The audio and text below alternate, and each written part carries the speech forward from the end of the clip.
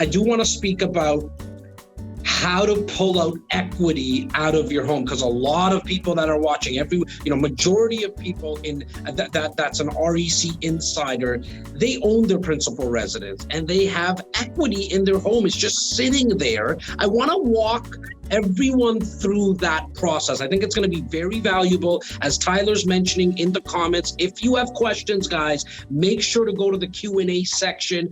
Drop your question in there. We will get to your questions in the next, call it 15, 20 minutes. So Chris, let's walk people through how to pull equity out of your home.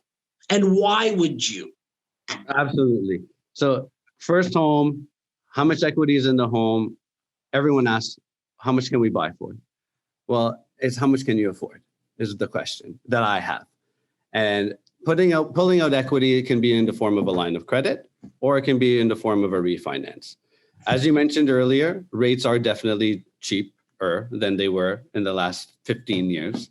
And the spread between fixed and variable, like we mentioned earlier. But pulling equity out it's a strategy. How much do we pull out?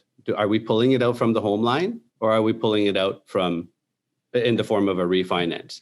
And the difference between the two, for all of our viewers, is home equity lines of credits are calculated very differently compared to a refinance. Home equity lines are calculated based on the Bank of Canada's benchmark rate at 4.79%, amortized over 25 years. What does that mean? That means it's their cost of borrowing and your total debt service ratio increases. Whereas if you were to refinance your property to get into a second unit, that's okay. We'll refinance the property. Money's cheap enough where even if you refi today, your payment would be in and around what it is today anyways, with the money out, where we can now go and purchase that $500,000, $600,000 property. Okay, so are you referring to the interest rates being so much lower than when you bought the house that after pulling out the money, the interest rate difference alone is going to keep the payment the same? As of today, for today, yes, because rates are so low. That's insane. So why not pull out the money, right? We've always taught all of our investors for all of these years to borrow against lines of credits. And that's just the general rule of thumb for most anyways, right? But take your money leverage your principal residence, take it from your home to go purchase another property. Call me, we'll figure out how much you can qualify for. But with now, it's like a stress test, right? Where anyone that purchases a property has to get qualified on the stress test. And it's similar to lines of credits. I get this question all the time, Chris.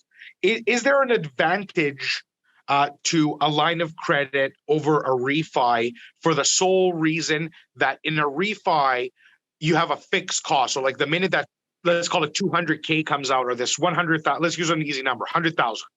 So is it better to get 100,000 out as a second mortgage or as a refinance of a first mortgage? Or is it better to take it as a line of credit where you're only going to pay the interest when you use it? That's a very, very common question. Is there, I know everything is case specific, but from a general outline or a high level, what would you say, for somebody who doesn't know what they want to buy, but they want to be ready?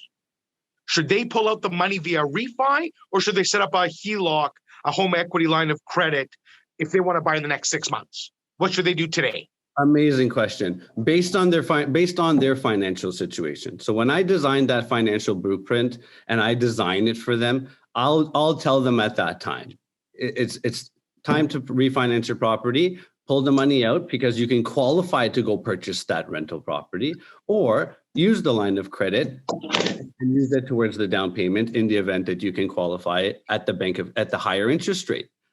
The defendant hasn't answered my question. No, but I'm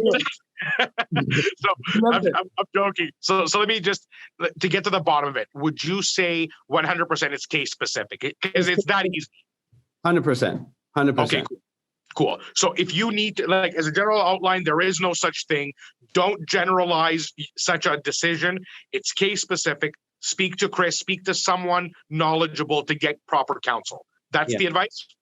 Absolutely. Remember, it's easier from an accounting perspective for people to go get a line of credit. The problem is when you go to get a line of credit, the banks are throwing money at you and saying, oh, Mr. Customer, as Jas mentioned earlier, you've paid down your home for the last 5 years. You've got, 40% in equity in your home. We're going to give you 80% of the value of your home, and we're giving you a line of credit of $350,000. Well, guess what? I can't do anything for you at that point. Because that stress test that I'm talking to you about, that 4.79 at 25 years, it increases that payment substantially to the point where I can't do anything. It doesn't make sense anymore. So I have to redesign it and show you how to refinance your property, keep your payments low. We'll purchase another investment property. Once we get into that property, then we can start using that as your piggy bank to pay yourself back. Now, let's go ahead. Okay, I was going to say that let's walk somebody down an example right now. We're having brunch. Everyone's chilling back. We got people on their honeymoons. I want to make sure that we walk people through an example.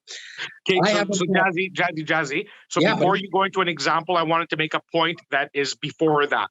Go. So before we close off the credit conversation that we were just having of a refi versus a line of credit, I also want everyone to remember that although mortgages are on the good debt category, a line of credit still has an R in front of it on your credit report instead of an I. The difference is an institutional loan, which is a mortgage, which is actually an M, but an M or an I is an institutional loan, which means fixed.